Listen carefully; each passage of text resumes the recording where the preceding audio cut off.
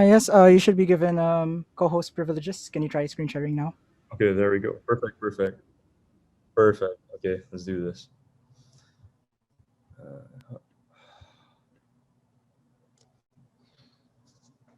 Whew, it's been a long night. So hey guys, I just want to introduce myself first.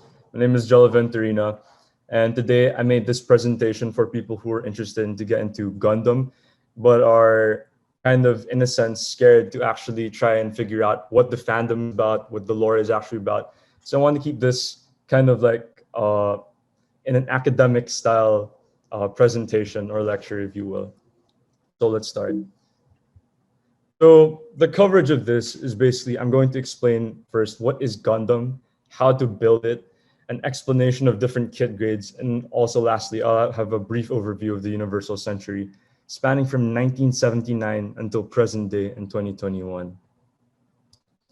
Okay, so what is Gundam? That's a question I often get asked by a lot of people who don't know what it is. So essentially, Gundam is an umbrella term for Gunpla. So this is a term coined in the community, and it's short for Gundam Plastic Model Kit, and it also encompasses the anime series Mobile Suit Gundam. The special things about these Gundams is that they're actually a humanoid mecha piloted by the protagonist in the series. So no matter which series you watch, there's always going to be a Gundam with the same characteristics. So it has many designs, iterations, and adaptations. So here we have it's what we call the granddaddy Gundam in the Gundam community because it's the father of all Gundam. So you can see here that it has a V-shaped antenna. It bears the color of blue, yellow, and red. And further on in the other series, you will see that the characteristics of this model is also passed on to future generations. So the model kits are produced by the industry giant in Japan, Bandai, and the shows are produced by Sunrise Entertainment. And if you guys are familiar with a lot of animes produced by Sunrise Entertainment, they produce Gundam, so you should be at home with them. So the other question is, how do you build Gundam? And I know a lot of people they're like, oh, you just pop it out of the box and then you just snap it together. Well, it sort of is, but at the same time, it's actually quite a laborious process, which is why it's often associated to have a lot of patience if you're able to build a lot of Gundam. So when you get it out of the box, you will be finding two components. So one is the guide manual, and second are the runners. So if you can see in the guide manual, it's like kind of like a booklet with different kinds of parts, numbers, etc. And even though these kits are manufactured in Japan, it's very easy to understand. It doesn't even use a lot of English words. It's a lot like Lego. If you guys have built Lego, there are parts, you just follow the instructions. It's straight to the point. It's easy to do. However, unlike Lego, which a lot of you are familiar with, these parts actually have to be cut off from a runner. So when these uh, kits are produced, they're kind of like injection molded. They're used by these special machines, and you can see that here in the image right here. There are different kinds of components, and they each have to be cut from the runner using a pair of side cutters. I know it's kind of controversial. There are also a lot of people who use nail cutters, which is kind of gross, but it's a crude solution, but it can work. But most recommended are a pair of side cutters, and it's really meant for this kind of business. Okay. So just to kind of like simplify things, like a lot of people often, kind of overwhelmed with Gundam, kind of like in the picture to this right. It's like a huge mound. Oh, sorry. It's a huge mound of Gundam boxes. So to make it all like clear for you guys, there are 5 basic kit grades. So I'll be going over them. So there's the SD, which is short for super deformed, high grade, real grade, master grade, and perfect grade. So SD, a lot of you people might be familiar with this because it's one of the most popular grades in the Philippine Gundam community. So especially in model expos, you're gonna find these very cute chibi style Gundam model kits. Now they're very popular because it's actually kind of catered to a younger demographic. Why? Because it's easy to build. It's inexpensive. Like each kit can cost around from 300 to 400 pesos. It's very well within someone's even a child's kind of like budget. It has a low parts count and it's very simple to do. So it's kind of like an entry grade to people who kind of like are not familiar, they don't want to get into Gundam as a serious hobby, but more of just to try it out. So this is where people usually go with the SD Gundams. And then moving on to the spectrum here, we have high grade and real grade. So you can see the logos here, it's HG and RG. So essentially, these are the bread and butter of Bandai. These kits are sold internationally. Almost every single toy store you go to in the Philippines, whether it be Toys R Us, Toy Kingdom, there's always going to be a section or a wall filled with these boxes. So the notable thing about it is that they have accurate proportions, and it's 1 to 1/44 scale. So essentially 5 inches. It's very, very small. In fact, I have a sample here. You guys can look at my camera. It's very, very small. It can fit well within my palm. And for the high grades, they relatively have a simple build, and they can average from 1K pesos. It's ideal for collectors. So perhaps you may know a cousin or a friend who builds Gundam, and you can see their shelf. It's kind of like filled to the brim with all of these model kits. So usually they might be high grades because they're relatively inexpensive. And also we have the real grades. So I placed this in the same slide because they're essentially the same scale.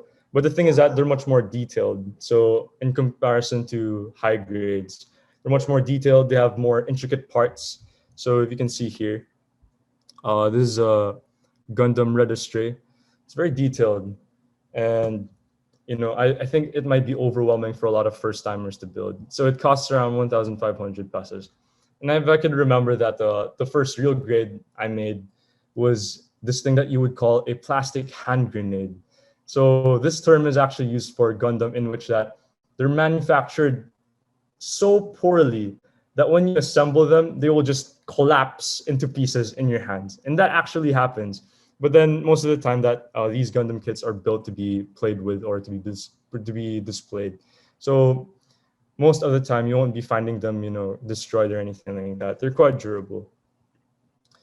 And then I have a example here. On the bottom right is the real grade RX-782 Gundam. And then on the left is the high grade RX-782 Beyond Global. So when someone tells you all of these Gundams look the same, essentially they might have the same design, but they do have different builds, they do have different styles, have different designers. It's a very sub thing. So even though they look the same, they're actually very, very different from each other. And then I'm also going to introduce the next step in the spectrum in the grades, which is master grade. Now, a lot of people are overwhelmed by master grades because it sounds like, you guys know, like when you cook fish, there's different grades of fish. Like there's fish that you would be so careful with, you would put it in an ice box. People are like thinking, yo, I don't want, this is like master level. Like I'm gonna stay as far away from it as possible. Well, it's not necessarily like that. They're just bigger. Okay. So these master grades are 1/100 scale. So if you know your mathematics, this is basically 100 times smaller than the real thing. And Gundams in real life would be 18 meters tall. And there's actually two 1:1 scale Gundams in Japan. There's one in Odaiba in Diver City. If you guys are familiar with the Unicorn Gundam, it's a static statue there. And then we also recently, in celebration of the 40th anniversary of Mobile Suit Gundam, we have the 1:1 scale walking Gundam in Yokohama City. So it's capable of doing motions like kneeling, walking. It's actually amazing. So aside from that, let's go back to this. So these kits are average of 2,000 pesos and above. They have a bigger scale and a high parts count and an inner frame. So this is the Master Grade Barbatos released last year in 2020. I was very fortunate to get this one so I could demonstrate it to you guys. So if you can see, compared to my hand, this thing is actually pretty sizable. So moving on. And now we have the final grade. Okay, this is perfect grade. Now, if you read the box, it says perfect grade because it aspires to capture the Gundam in its most perfect form. Okay, so this one here, this image that I have to my right is actually a recent development as well. This is the PG Unleashed, which is a new grade being introduced. So this thing is absolutely crazy. So if you're planning to get a perfect grade, there's one thing for sure, is that it will make your wallet cry. Okay, these things don't come cheap. They range from 6,000 pesos to 15,000 pesos. And unfortunately, I don't have one in my collection right now. But if you guys can imagine, this thing is 12 inches. It's 1:60th scale. It's huge. It's absolutely like, it would probably be the size of my arm right now. That's how big it is. So most of the time they have a relatively simple but laborious build. These things are really big. So eventually, like, you're going to have to cut a lot of parts. You're going to have to sand them, trim them, clean them up, assemble them. And some even include LED units. So the Perfect Grade Unleashed kit right here, it's actually quite special because it includes new materials, new components that aren't regularly seen in Gundam. So aside from the LED units, there's also metal parts, photo etch parts, magnets, etc. It's absolutely crazy. It's the next step in developing Gundam. So here I have an example from a page called Gunflow Planet. They're a store in Thailand. So if you can see here, the host, she's beside the box for the Perfect Grade Unleashed RX-72 Gundam. And you can see how huge it is compared to her body. It's absolutely huge. And then you can also see behind her is a shelf of master grades, some high grades. And to her left, there's also 3 high grades and a perfect grade there as well for size comparison. And then there she is. She just opened the box. Look at that. It's absolutely amazing. There's just so much runners. It's filled to the brim. And also there's if you guys are wondering what's that on the right, that's actually a metal structure new Gundam. And this thing is even bigger than the regular Gundam. So this thing is full die cast steel. It's absolutely amazing. However, it comes at a devil's price. This thing is absolutely expensive. It comes around like 150 to 200 US dollars. It's a beast of a model kit. So now I believe it's time to go to the fun part, right? I'm gonna give you a crash course in the universal century. And when people think of the universal century, they're like thinking it's probably one of the most complicated fandoms in pop culture, which is actually it's actually that's not much far-fetched of a statement because if you come to think about it, there are also different kinds of Western or Japanese fandoms. For example, there's Star Wars, there's Lord of the Rings, and those in themselves have lore in such a way that it's so expansive. You can write books about it. And Gundam is sort of in that same sense. It's very expansive, and the layperson probably wouldn't be able to comprehend it, so easily. So I decided that I would be able to dumb this down for all of you guys, so you can kind of consume uh, the main parts of the universal century, and I can kind of explain it to you as to the best of my abilities. So the UC timeline, okay, this is the first and main timeline in the Gundam anime meta series. Okay, so that's kind of it can kind of scare people when I say first and main timeline. That implies there are multiple timelines, and yes, that is true. There are also different kinds of uh, parallel universes that also involve Gundam. So, but we'll be focusing on this, so don't worry about that. We won't be discussing that. So, this UC timeline is actually based on real life. Okay, so it begins when humankind emigrates to space via these things called colonies. And if you can see to the very small image to my right, I couldn't. It was so huge, I couldn't even condense it into this presentation. So essentially, uh, these colonies are like space megastructures in which where human beings can live outside of planet Earth. So if you guys want to know, it's based on real scientific fact. I'm not sure what the specific theory is, but essentially it's the theory that humans can definitely live in space using these superstructures that orbit around the Earth's gravity. So Gundam uses that lore. So you can see here that different kinds of colonies that house billions of people. There are different sides, side one, side two, side three, side four, but I won't be discussing that. That's just too information heavy. So the thing that makes the Gundam series special is that the UC timeline is grounded on a realistic man versus man conflict and believable science fiction. Okay, so there are often times where people would think of like when they think of Gundam, they often associate it with Transformers, Voltus 5, and all those kinds of other mecha shows. But the thing is that it's actually it sets it apart from itself, from those genres. Because Yoshiyuki Tomino, the screenwriter, director, and animator of Gundam, what he wanted to do, he wanted to do something special for the show. So he wanted to create this anime genre called real robot. And he innovated it from the super robot genre popular during the 80s. And if you have parents who lived during the 70s, they would be familiar with Voltus 5. Now, that show is categorized under the super robot genre.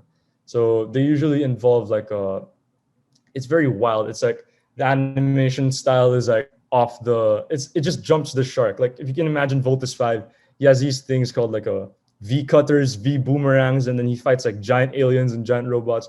Well, Gundam is the opposite side of that in the spectrum. Okay. So I can give you an example here. This is a GIF from Mobile Suit Gundam 8th MS team. And if you can see the animation style and how these Gundams move, it's very realistic. They shift in weight, they affect the environment. It's just very gritty and realistic. So that really sets this tone for the Universal Century. So the two warring factions in the Gundam lore is the Principality of Zeon and the Earth Federation. So let's take note of these two factions because they're very important in this story. And in a sense, they have historical parallels. So if you guys know a lot of other anime that also has strong influences from real world history, like for example, if you guys have been watching Attack on Titan, you would notice it has themes of mass genocide, it has themes of war, etc. And you can see the aesthetic, it brings a lot from a real world inspiration. So it's kind of the same thing for Gundam. So the Principality of Zeon, their ideals are very different from the Earth Federation, and it's all very realistic and based on real human conflict. For Zeon, they demand that humans born in space, also known as space noids, be granted suffrage and autonomy. And this is a very real problem. So if you guys remember the diagram that I showed you a while ago, is that human beings are essentially divided by two kind of like main races. So we have Earthnoids, people born in Earth, and we also have Spacenoids, people born in space. But the thing is that the Earth Federation, or the Earth-born humans, they want to govern the rest of humankind by an international coalition. If you guys are familiar with the United Nations, it's also kind of like that. So they have all these countries from abroad, they band together, and they want to make sure that the Spacenoids are also governed by an Earth-run government. But the Zeon, the Spacenoids, they don't like that. They want to be independent. They want to rule with political and economic sovereignty. So these Spacenoids, under Zeon, they're disenfranchised by space racism, okay? Because Spacenoids are considered kind of like lower people in the echelon of society, which is kind of sad, but we can definitely see this in our real world setting today. So, and most importantly about the Earth Federation is that they want to maintain the status quo. They want to maintain law and order. They want to maintain a firm grip and power over these Spacenoids. They want to maintain as the sovereign rulers of humankind, which Zeon doesn't like very much. So now we get to the characters, which is very, very important as well, because these characters embody these nations. They embody those ideals. So we have two very, very important characters. So we have Char Aznable in the red and Amuro Ray on the blue. So I don't know, but it kind of reminds me of a kind of like a voting election poster here. So I'll be comparing their ideals. So Char Aznable, he's a grown man. He's a lieutenant commander in chief in the Principality of Zeon. And his motivations as a character is living the ideals of Zeon. And the special disposition about this character is that he's very sociopathic. He's very quiet. He's calculating. He's cold. And he's militarily competent. He's a very skilled man. And on the other hand, Amuro Ray is barely just a child at the start of the Mobile Suit Gundam anime series. Okay, he was like around 14 years old or so. So you can imagine a teen just brought and like he just accidentally involved himself into this war. But the special thing about Amuro Ray is that he's an idealist youth with hope for humanity. So you can see that these two characters are on the opposite ends of the conflict. Okay, so for Char, he's willing to commit war crimes to achieve goals. Okay, so he's willing to do things like mass genocide, betray his comrades. He's willing to do all of that for the sake of pursuing his ideal. And Amuro Ray in the story of Gundam, it's more of how he's kind of like a commentary on how child soldiers are brought into real world conflicts. So they're brought out of like this necessity for manpower, for soldiers. So for Amuro Ray, even though he's a child, He pilots the RX-70A2 Gundam, and out of sheer will, he was able to use this machine to be able to fight in against Zeon. So even though he was just a child, he was recognizing these facts that I'm just a kid, but I killed someone. I was fighting in the battlefield. I killed these people, and I didn't even know who they were. So the kind of like the development for Amuro is kind of like he was learning to take responsibilities for his actions. So he recognized himself as a militant. He recognized himself as a force to be reckoned with, and he tried to cope with this responsibility as he grows up. In Char Aznable, he believes that Earthnoids are pests polluting the planet. So in the lore is that Earth has polluted itself to a point in where people are kind of they're trashing the planet, ecosystems are dying, overpopulation skyrocketing, and people and humankind has this need to move somewhere else beyond Earth. They want to they have a need to consume more resources. They have a need for more space to house these human beings. So he believes that all of this that he was doing is for the betterment of humankind. So he's kind of like a radical in that sense. But Amuro, he just abides by his optimist beliefs. He wants to believe that humanity has a chance to change, and humanity can do good and will do good in the future. And that's what he strongly believes. So now I'll be showing you a very short guide in the Universal Century, and I arrange this in a very chronological order. So the thing with the Universal Century is that it spans multiple shows towards like different kinds of periods, and each period also has a recurring theme. They have a historical theme.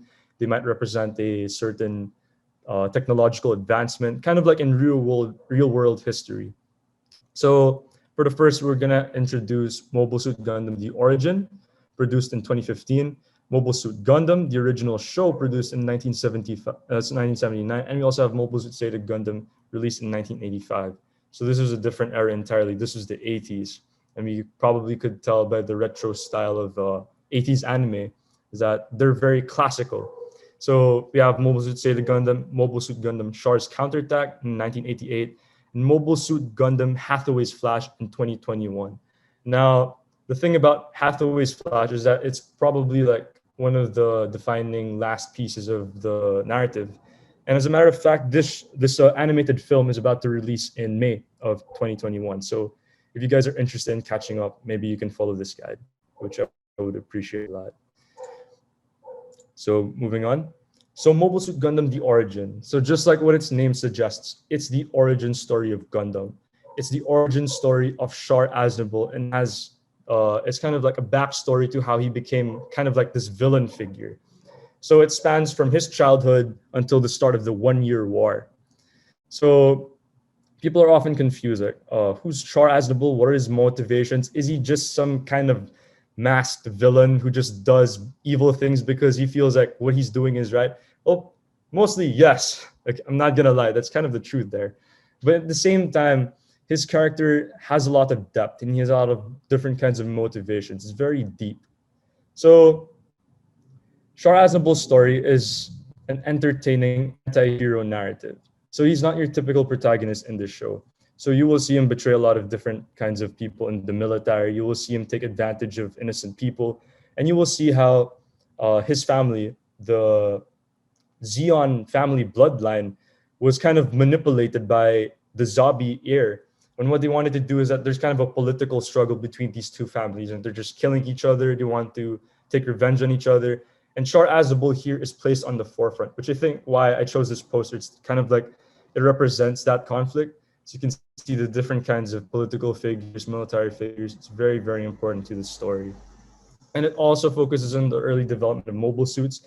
And of course, since it's produced in 2015, it has a very satisfying, smooth, modern animation. It's kind of like eye candy. It's very entertaining to watch. So here I have a GIF of Char Aznable dealing with immense G-forces during the Battle of Loom. So if you come to think about it, like, people often think like, what's it like to pilot a mecha or a mobile suit? So you can see here Char Aznable, he's really being affected by the G-force. It's very realistic. It's very fun to watch. So I guess it's very short. It's just 6 episodes. So I suggest if you're really curious into Gundam and you also like historical themes, a very deep political narrative, you can definitely start out by watching this show. This is how I grew up with this show. So I started watching this 3 years ago.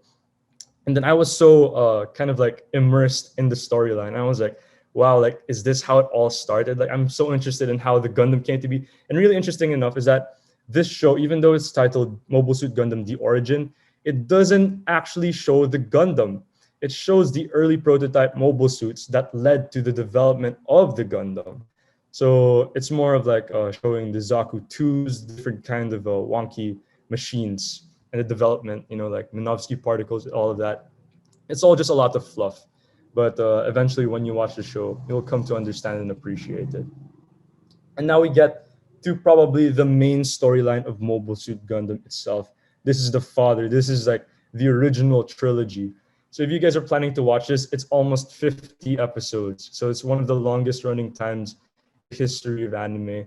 And it just encompasses a lot of things. So if you guys aren't willing to watch those 50 episodes, don't fear, because there's a Blu-ray release that's been uploaded in the internet. And Sunrise was kind enough to compile this into kind of like a trilogy format. So kind of like if you guys like watching Star Wars, this is a perfect format to start watching Gundam. So it starts out with Mobile Suit Gundam, and then Mobile Suit Gundam, Soldiers of Sorrow, and Mobile Suit Gundam, Encounters in Space. So the main story of Mobile Suit Gundam is that Char and Amuro, people of different and opposing ideals, their wills are so strong, and they collide on each other during the 1 Year War, and they fight across Earth and space. And it's absolutely amazing because they have a very strong tension between these two characters, and their ideals are just so entertaining to watch. It's like yin and yang, the perfect balance. So of course, it's a classic good and evil kind of show. If you guys like a lot of anime cliches, it has that too. However, since being produced in 1979, it has a very dated and, in a sense, kind of like a nostalgic and endearing animation. So going back to what I mentioned, Voltus 5, you will understand what I mean looking at this GIF right here.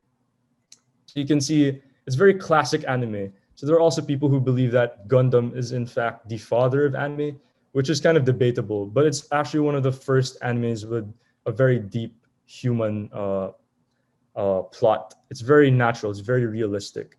So in this animated GIF, it's Char in his red Zaku 2 in his mobile suit, and he's kicking Amuro Ray's RX-782 to showcase his superior piloting skills.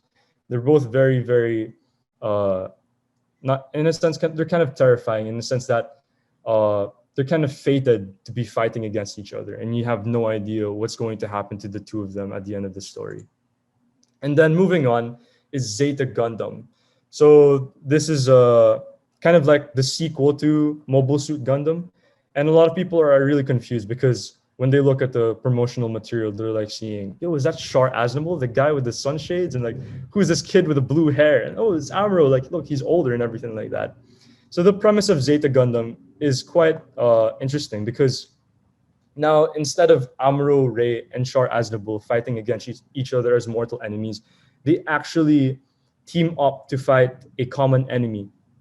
So in Zeta Gundam, the lore is that there's the dissolution of the Principality of Zeon, because what we know from Mobile Suit Gundam, the original series, which is in UC 0079, is that Zeon lost that war. They lost the 1 Year War. And now there's kind of like a gap for the power to be filled in, which is the Earth Federation. And then the Earth Federation, of course, they couldn't govern all of the sides. They couldn't govern all the colonies and Earth by themselves. So they appoint this organization called the Titans. It's kind of like a militant group side by side with the Earth Federation. And they're also Earthnoids.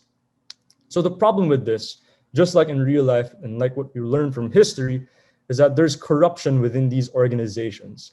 And there's militarization being implemented by these factions in order to enforce their authority on humankind.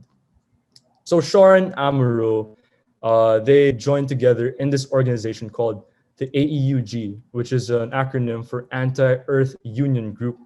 And what they want to do is they want to be able to oppose the Titans and for once, kind of overcome their conflict with one another and try to fight for the greater good, which is beating the Titans. And also this show very remarkably shows the advancement of mobile suit technology. Okay. So from what we've seen in the previous series, that these Gundams are like tanks. They're like walking mechanized machines. And you can see them, they're kind of lumbering around. They have a hard time balancing, they trip. So in Mobile Suit Zeta Gundam, these machines are being developed and they're evolving. So you can see in this GIF right here, this is Camille Bedans. He's the main protagonist of Zeta Gundam. His Zeta Gundam transformed into this jet-like mode. It's called the Wave Rider mode, and it's suited for high-speed cruising through space. So you can also kind of gauge like what the show would look like. Of course, it's produced in the 80s. It has that very retro classic anime feel. And a lot of people find it enjoyable, especially like people who love enjoying shows like Cowboy Bebop, Neon Genesis Evangelion. They find it very appealing and very fun to watch. So now this is the epitome of the Universal Century. This is Char's counterattack. So in the timeline, this is in 1988. So this animated film was released in 1988 and is set in the Universal Century 0093.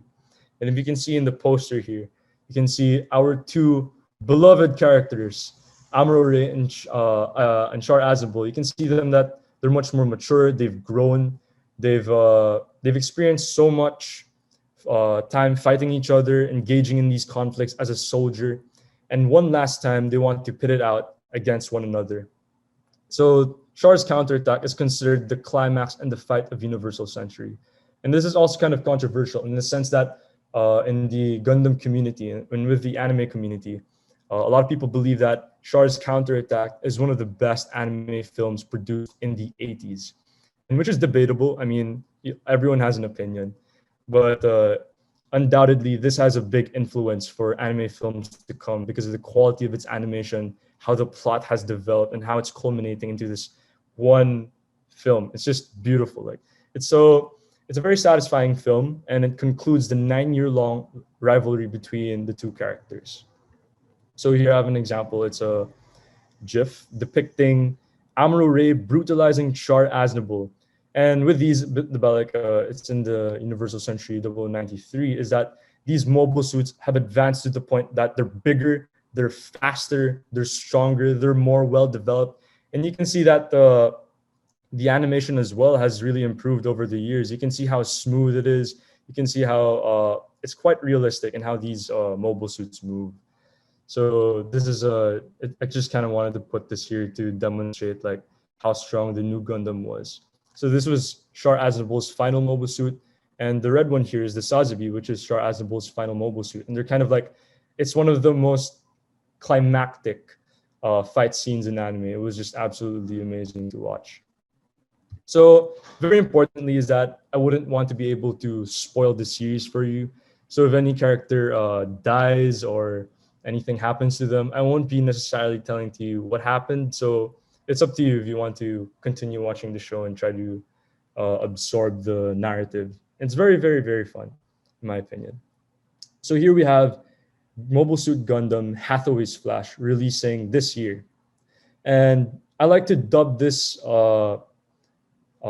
actually it came out, it's been released as a light novel, a manga, many years earlier in the 80s. However, it's only just now in 2021 that it's being animated into this full feature-length film. So I like to dub this as the El Filibusterismo of the Gundam saga. So you would be asking me, Gelo, why are you calling it the El Filibusterismo of the Gundam saga? That's like Filipino literature. Well, if you guys know, I mean, I'm assuming that everyone in the stream have read Nalimitangan and El Filibusterismo, is that the premise of El Filibusterismo, or the main message of it, is that the youth are the hope of humanity. So when Rizal wrote El Fili, he wanted to pass on this role to Basilio. And then he wanted to show that Simone, who is Crisostomo Ibarra, plot twist, well, like this man has been changed by his experience and he has a new viewpoint in his life. So Hathaway's Flash, it's kind of like that. The narrative is very driven towards that premise. So it introduces a fairly new character. I mean, this character appeared in Char's Counterattack. His name is Hathaway Noah. Okay, so Hathaway Noah was just kind of like this regular kid brought up into the conflict of the 1-year war. However, he's not just an ordinary kid. His father was Bright Noah, And Bright Noah is a very important character in the series because he was the one who commanded the ship White Base. And this ship actually held all of the crew of Amuro Ray and the several children that he was brought with. And these children had to fight in the 1 Year War. So Bright Noah's son, Hathaway Noah, uh, several years onto the future, after this conflict that ensued in Char's counterattack, he experienced the spoils of war. He experienced the death of his lover. He experienced the death of his friends. And he's beginning to observe the ideals of Zeon and the Earth Federation. And it's just clashing onto his person. And then he's starting to believe, like, what am I going to believe? What am I going to keep passing on? And then, so kind of like the main kind of like theme is that as you can see, there's a Japanese text in this message. So essentially, it's kind of like saying that Hathaway Noah will inherit Char's ideals and Amuro's will. So if you can imagine these characters that we've been sticking with for 9 years, their most notable characteristics are forming into one person. They're being combined into this one person that is Hathaway Noah. So it's actually a very interesting story because unlike the previous Gundam series, this one focuses more on a Earth-based conflict. So kind of like in Zeta Gundam, there's an anti-Earth extremism. There's a movement in hopes of ending an unjust status quo. So kind of like the story is that in several years after Char's counterattack, is that Hathaway Noah became a botanist. And what he wanted to do with life is that he wanted to explore how humans lived on Earth and how these social systems are interacting with each other. And he noticed that the plot is that kind of like in the Earth Federation, they want to privatize these lands, and they want to make sure that every single property on Earth is owned by an upper privileged class. So there's a very real conflict in our world today. It's a very contemporary conflict. It's a kind of like a land reform, privatization. So this is happening. And also, interestingly enough, is that the story takes place in the Philippines. So there's one part in the story where they show the Davao Earth Federation space base kind of stationed here in the Philippines. It's very interesting. A lot of Filipinos will definitely go Pinoy pride and they want to join in the bandwagon and see how they animated Davao. So yeah, it's very interesting. And probably one of the most beautiful things about it is that it has up-to-date modern animation. So here I have a screen cap of one of the trailers of Hathaway's Flash.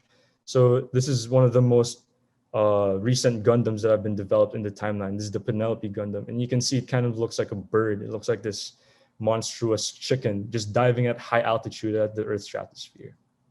So with that being said, we've reached the point of my discussion of the Universal Century. So now I kind of want to ask if you guys have any questions or any inquiries about the Gundam lore or anything that I discussed. So we're now open for the open Q&A. All right, thank you, Gelo, for your talk and for introducing us to LPD. The panel is now open for questions. If anyone would like to speak through their mic, they may do so.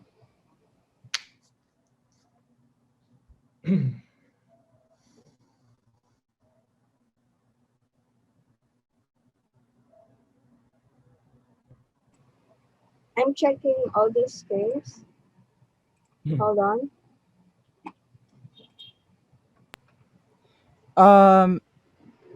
Okay. Yes, Matthew.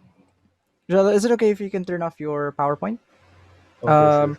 Okay, so for those at Twitch and Facebook, Facebook Live, you may also submit your questions through uh, Slido, so that we can keep a better track of the questions.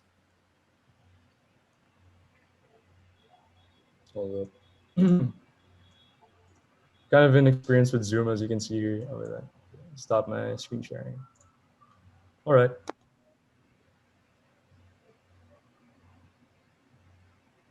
Let's move on with the questions.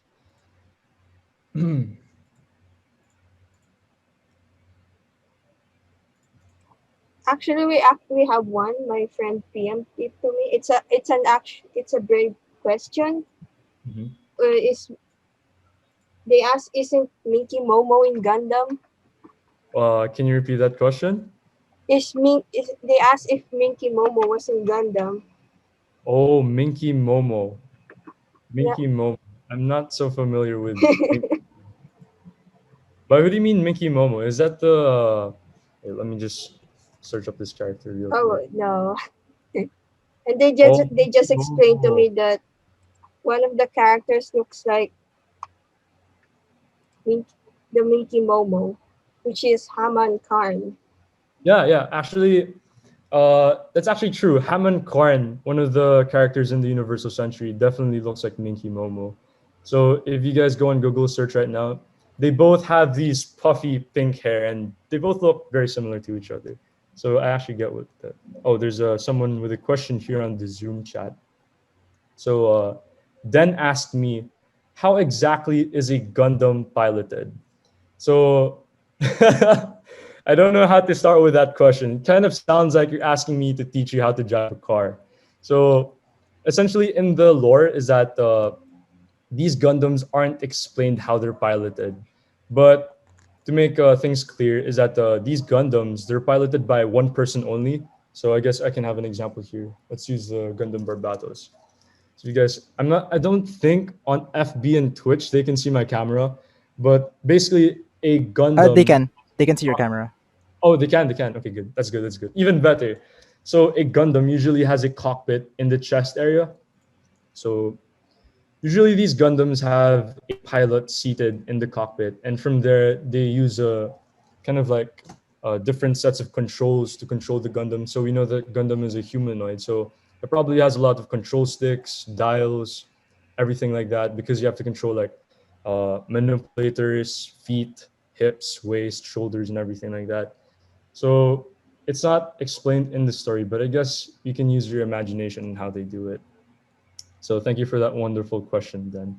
Actually, I'm really quite curious to know that as well. But oh well, I guess we'll never know. Okay. We have a question from the viewers on Twitch and Facebook. Mhm. Around how long do you take for builds? Oh, okay, okay. So I was actually meaning to show this as well, but they actually are very dependent on the grade of Gundam that you build. So just like what I explained earlier, we have SDs, high grades, real grades, master grades. Usually the lower grade Gundam kits are usually very easy to build. They're very simple, and they take around, I'd say, depending on the person's patience, their skill, their proficiency, it can take around like 3 or 4 or so hours. So but more complex kits, even like master grade. So going back to the Gundam Barbatos that I showed earlier, hope the camera can see this. This is huge. So this is the box for the Gundam Barbatos. And usually these kits, since I've been building for almost 3 years now, they can usually take me around like an afternoon, an evening, 2 days or so, 18 hours on average to build these kits. So it really depends on how much time you have and how much time you're willing to put into building them. So yeah, thank you for that question.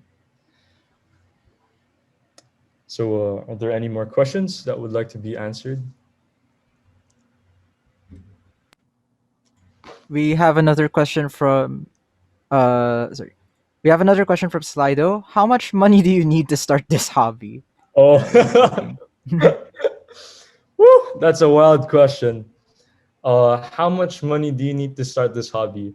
So I'd like to start with an anecdote that there's also this thing in the Gundam community is that you never tell someone how much money you spend on Gundam. Okay, so essentially from the things that I've explained from the great overviews is that Gundam usually can be very expensive. So there are people out there who love to collect Gundam. Me personally, if you can see in the background, it's not really quite clear, but I have a shelf full of different kinds of grades and assortments of Gundam. So for me naman, uh, the budget is actually kind of high, especially like if you want to build like the bigger grades. They usually can cost around from 2,000 pesos to 4,000 pesos. So yeah, and that's kind of it. But I like to keep it on a minimum as much as possible because like now that with quarantine, there's so much time. I can kind of it's very tempting to just keep on building like with all the spare time that you have. But it really depends on how much you're willing to spend. So thank you for that question. It's really interesting. We have another question from Slido at Anonymous. Where do Hmm. you watch UC? Oh, okay. So where do you watch Universal Century? So I'm not exactly supportive of pirating content because most of the time pirating content can usually, uh, the money of these content creators, the animators, it usually doesn't go to them. But if you're ever curious, you can use Netflix. There are a few Gundam shows that are on Netflix. But if you still do want to watch for free, I do recommend Kiss Anime. There are different Kiss Anime databases that are still up, and they have a lot of the Universal Century shows there. So I hope that answers your question. We have another question from Slido by Anonymous. Do you use model cement for your Gundam builds? And it's black, but there's a Wait. follow phrase Mhm. models of vehicles. Uh, so the question is, do you smuggle cement? Is that what they said? Do you use model cement for your Oh, Gundam builds? sorry for that. I It's misheard. okay. It's okay. I thought smuggle as in like, okay. Uh, Gundam is actually very different from model kits. I'm also kind of like a model kit enthusiast. I have different kinds of model kits. I also primarily sometimes do military modeling aside from Gundam. So the beautiful thing about Gundam is that these things are snap fit. So the meaning of that term is that basically these Gundams don't require glue. Okay, you can just cut them off the runners and then assemble them kind of like Lego. So they snap fit together, and it's actually kind of cool because even though they're snap fit, they're very solid. They won't go around, they won't go move anywhere, and they have good articulation and everything like that. So don't need modeling cement for Gundam. I mean, unless if you're building the older kits that are from the 80s, there are older kits that really aren't developed for snap fit technology. So yeah, the older master grades, some require modeling cement, but Gundam as a whole don't need modeling cement. Don't need some of that smelly stuff to use. Okay, two more questions, and I'm gonna combine them so you can answer them. Hopefully, they're short answers to the question. From Slido by Anonymous, any tips for beginner builds? And another from Anonymous, which was your favorite build? Okay, so I'll just the first question. So what would I suggest? So recently in 2020, they released a new kind of grade. It's called entry grade. So maybe if you guys can buy online via Shopee and Lazada, you can search up entry grade RX 1782 Gundam. It's specifically built for beginners who want to start building, and it's a very doable build. So for the second question, what was your favorite build? Uh, I just had to take a look at my shelf. Well, most definitely, probably has to be the master grade Saza Beaverka. So it's a very very huge master grade. It's one of the biggest master grades in the market right now. And I enjoyed it a lot. It's a fantastic build. And oh yeah, there's also a question here in the Zoom chat from Ara Ashley Cho. What model kit would you suggest to someone who's a complete beginner? I know there are chibi ones, but I want something bigger. Okay. Uh, So you don't really have to limit yourself via grades. If you're confident in your building skill and your proficiency, if you're proficient and if you have time and money, you can definitely try building something of a higher grade as your first kit. So since people have this mentality of bigger is better, maybe you can go for master grade, Ashley. So yeah. Are there any more questions?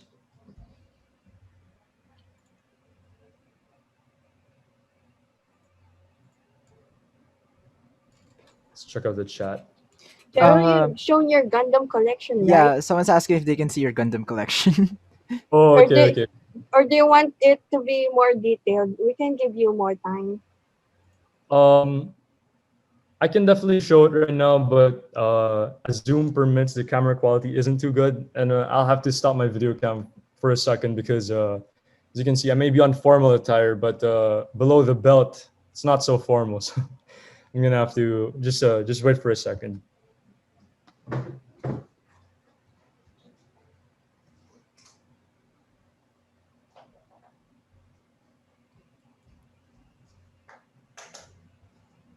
All right. So while our speaker is away, I would like to remind everyone to at the end of the talk to accomplish the not really accomplish to sign up fill up the evaluation form because that's going to be really useful for us as we try to improve fandom February moving forward, especially for the upcoming 3 weeks of workshops and talks.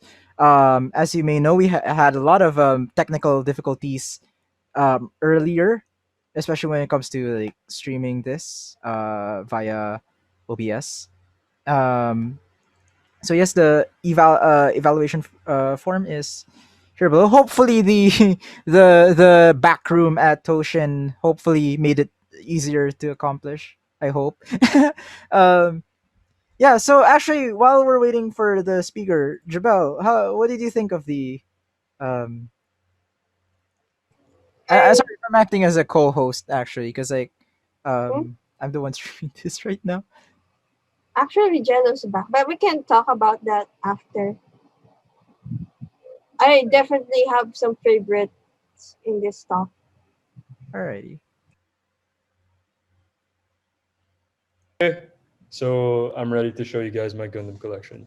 So for whoever asked, unfortunately I don't have the like a proper camera right now, so I have to hold my laptop kind of like a like a body cam right now.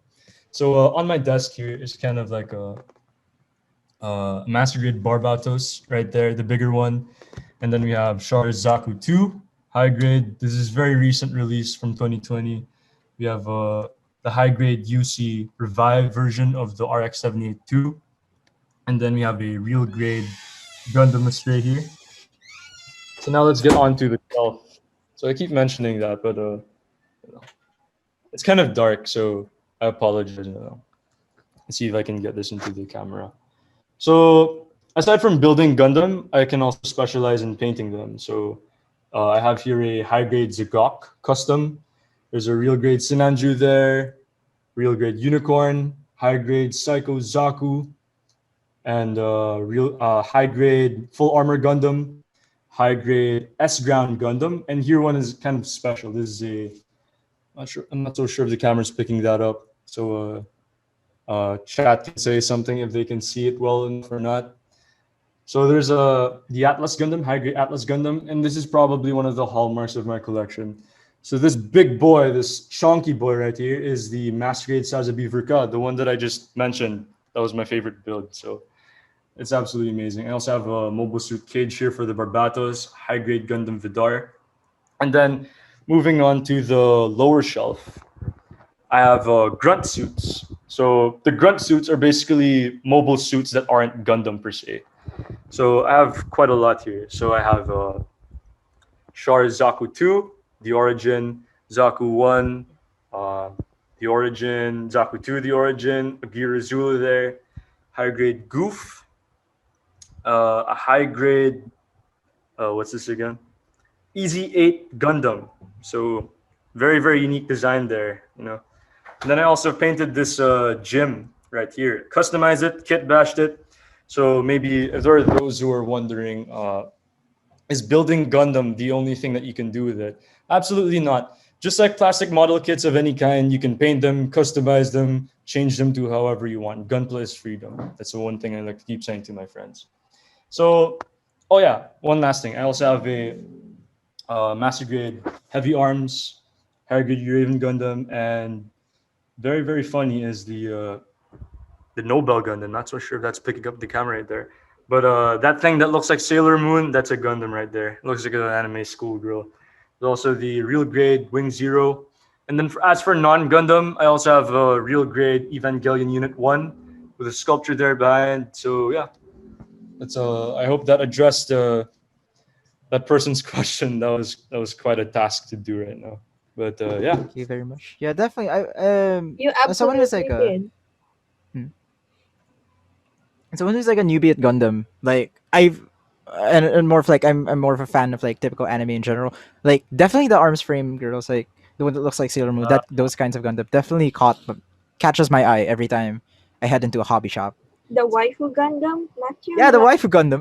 You like the Yeah, waifu Gundam? Of course I do, dude. I'm probably like one of the only persons who like the actual like you know those like humanoid robots and in Darling in the Franks. Yeah. Oh, I see. That's also good because for a lot of other Gundam builders, they're not satisfied with just building Gundam, so they also move on to different kinds of brands and different kinds of mecha. So, like what you mentioned, Frame Arms Girl, it's also a really nice brand that I would recommend. So, if anyone gets stale of Gundam, they can build like these humanoid Gundam mecha inspired girls. So, actually, I don't have a frame. I don't have an FA girl right now, but I do have a kit right here. I'm not so sure that's caught on camera, but it's kind of like I customize it to look like a frame arms girl. So if you guys know Near Automata, yeah, there you go. Kind of Oh, A girl esque. near do be nice though. Yep, hmm. It's really similar. yep, indeed. So yeah. Oh yeah, I forgot one thing. It was really funny. I forgot to point this out. Okay, so this funny looking thing is also from Mobile Suit Gundam. This is a pod ball. So yeah, just looks really funny. I just really like it. All Funky right. droid. All right, Yeah. thank Oh, you very much. there's another question from Gwenifer. I also wanted to ask about Franks, Ooh, okay, but very. it's So, in zone. so Darling in the Franxx. So, Darling in the Franxx is also a very recent anime series. So, instead of being inspired by Gundam, it's more of inspired by Neon Genesis Evangelion. So, Darling in the Franxx is like it focuses more on the characters. So we have Zero Two, and we have Hero. I believe that's the other character's name. Yep. But then, if you guys are into like, it's not really considered like real robot. It's more of like, uh, the postmodern anime mecha. So I guess it's also really nice to watch because it's a breath of fresh air. I mean, when I was watching the show, it was just kind of funny to see how Zero Two is kind of like this very sexual, very Freudian character, and she's just messing with Hero and everything like that. So I guess I would recommend that show. It's pretty fun to watch. Would you have had compared Gundam to it? They're very different from each Oh, other. Opposite controversy. ends of the spectrum. I wouldn't even classify them on the same plane. But yeah, I guess if you like Darling in the Franks, go for it. Yeah. Yeah, Just a we, comment on that. Like I Matthew, we have another question do we on Zoom? from Please Twitch, from keep the Oh, from Twitch. Purnichu. Okay. questions What coming. do I you love think answering. about Guren Langan? Can you repeat that question? I wasn't able to hear that properly. What do you think about Guren Langan, submitted from Twitch? Goran Langan? Wait, no. I'm not very Gurren Lagann. Oh, Goran like sorry. You can pronounce it like I mean I don't actually know how to pronounce it, but yeah, Gurren Lagann. I haven't heard of that character, so Uh, Goran like yeah, it's an right. anime. Tengen Toppa Gurren Lagann. I haven't watched it before, but I've definitely heard of it from people. Tengen Topa Guren Lagan. Okay. It's a I'm not very familiar with the show, so I can't say anything about it. But yeah, Tengen Toppa Goran Lagann. Just in addition to that, like during the Frank's question, right, there are two. They may be like both like leaning into mecha, right? In that sort of genre thing, but like they're trying to achieve two different things. Darling and Frank's more so with its like emotional impact between the characters. You have to focus on the characters more so than the mecha. Again, as Jella said, it's like a postmodern mecha anime. Um, while in like Gundam, definitely the mecha is like the the star of the show more so in comparison to Darren and Franks, where it's you have to focus on the characters and their relationships with each other. Absolutely right.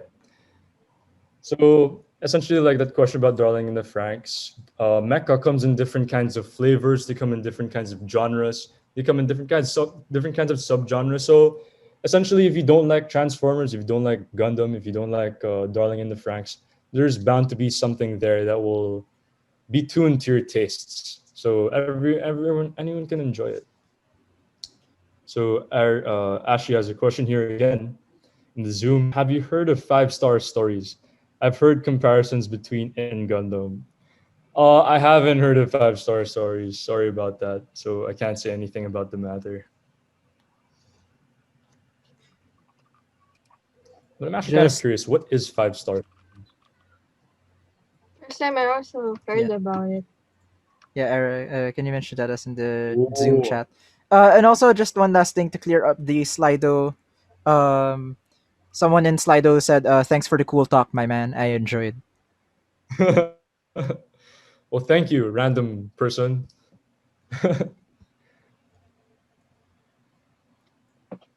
Well, I definitely enjoyed the one bit where you compared the latest Gundam anime to El Fili. That was a really good pinpoint there because you said that for El Fili, it was like the youth is the hope, and when you compared it to that, that was really so that's so cool. It just clicked to me. And that's good. Well, I'm happy I was able to spark interest in the show. So Jabal, do you think I can entertain one more question? Because I was asked by Den right here in the Zoom. What would you say best distinguishes Gundam from the rest of mecha anime? Why is it the face of mecha? Well, for one, is that Gundam is realistic. Gundam is contemporary, and in a sense, it's kind of like a. It's probably like when people think of Japan, they think of things like Pikachu from Pokemon. They think of the Gundam. So I think one of the defining characteristics about it is that the designs are timeless and that the issues, the social, political issues found in the show are relevant and contemporary and they can relate to a modern audience.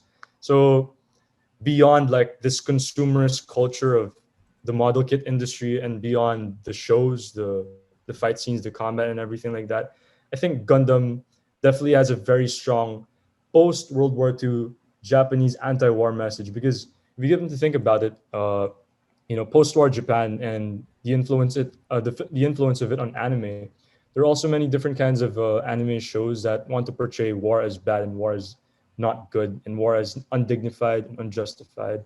So, kind of like let's say Grave of the Fireflies, if you've guys seen that movie.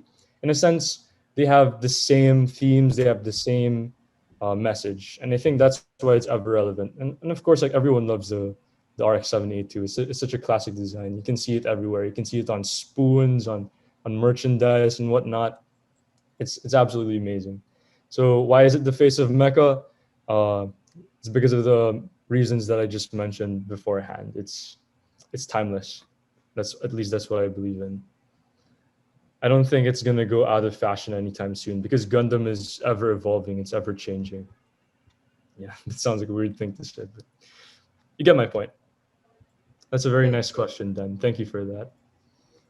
Just to add also, for those who can watch the stream right now, you'll find that I'm showing pictures right now of very important things like the giant Gundam that's been around the news lately. You ever heard of that? The giant Gundam robot that comes to life in Japan.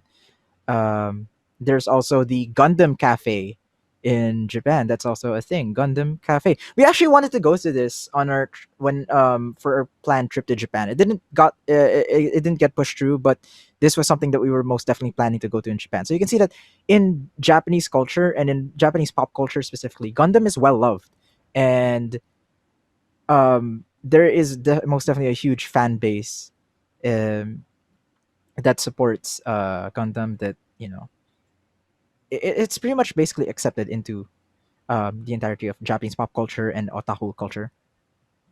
Definitely. It's kind of like a social norm there. Actually, you're planning to go to Japan. I also planned before things happened. Can you tell me when Ah you're yes, planning to go so can we ah go yes. Current together? world event. Current world event. All No, right. it's gonna take a while. Yeah, We were yeah, of course, planning. of course, of I course. already.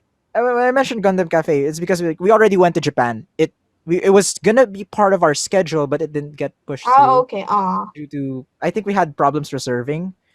See, that's how Alright. popular Oh, Gundam we is. already went. Alright, I see. I was I gonna already invite went, Jelly. but we're Wanna come planning. and see the big Gundam? We're planning on going again, but yeah, these things are Alright. like family D- interests. But DM yeah, DM. you should come with Alright, if we can arrange that sort of thing if we can. we But can. yeah, the huge Gundam, it's definitely gonna be a big reason for people to come to Japan too. It's so cool. It's, I believe we are done for the questions. And Matthew, do you want to add anything else, or Jello? Thank the Um, viewers. oh yeah. So before things end, I just want to thank Toushin for giving us the opportunity to participate in Fandom February. It was just so much fun. I mean, like there's barely anything to do nowadays in quarantine, but this has been such a very fun opportunity. So thank you on behalf of Toshin, and thank you for the viewers out there who really took their time to sit through all of our talks.